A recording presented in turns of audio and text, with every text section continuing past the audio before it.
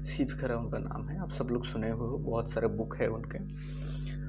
Singapore गए थे, may be first time second time मैं नहीं जानता हूँ, बट मैं पढ़ रहा था उनके बुक में। तो सिंगापुर गए थे और सिंगापुर फ्लाइट से उतरने के बाद आप क्या करोगे, टैक्सी लोगे अपने होटल में जाने के लिए। तो उन्होंने टैक्सी बुलाया, हाँ मतलब वहाँ का जो व्हीकल होते हैं तो बुलाया, और बैठ के होटल जा रहा है।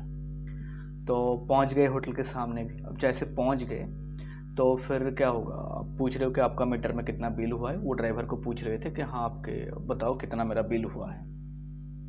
तो ड्राइवर ने बताया कि आपका 10 USD हुए हैं, मीन्स जो सिंगापुर डॉलर है जो उसमें हुआ है, मान लो 10 USD हुआ है।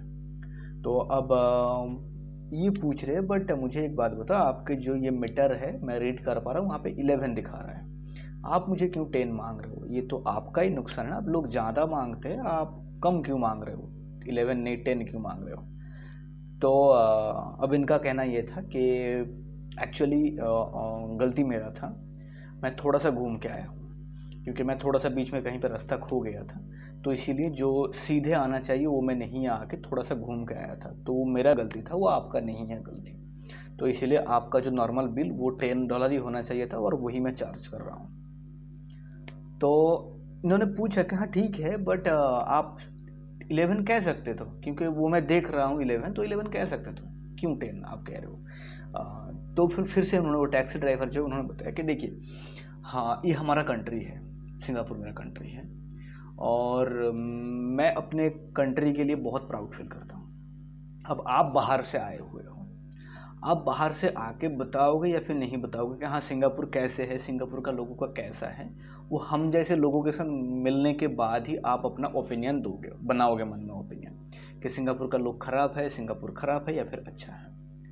तो और ऐसा एक थिंग्स है कि बाहर से जो आते हैं वो सिंगापुर में आके पहले किसके साथ इंटरेक्शन करता है, वो टैक्सी वाले के साथ, हम लोगों के साथ ही। तो वही पहला पॉइंट है किसी के साथ ही कि ये कंट्री अच्छा है या फिर बुरा है, वो दिखाने के लिए।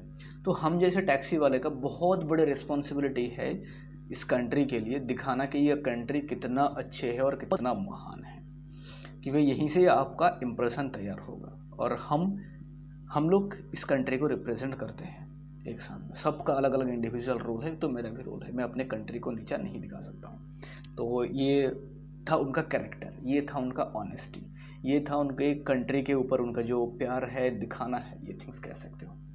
अब सोच के देखिए, अगर आप अपने काम में ना इतना पैशनेट हो पाओगे, इतना ऑनेस्टी मेंटेन कर पाओगे, तो उस टैक्सी ड्राइवर का लाइफ में कभी भी डाउनफॉल नहीं आएगा, आपके मेरे लाइफ में भी नहीं आएगा, अगर ये मेंटेन कर पाएंगे तो बट हाँ इतना पैशनेट होना चाहिए कि आप बिल्कुल सही को सही बोलो और जो गलत है उसको अवॉइड कर जाओ, लाइक वो टैक्सी ड्राइवर।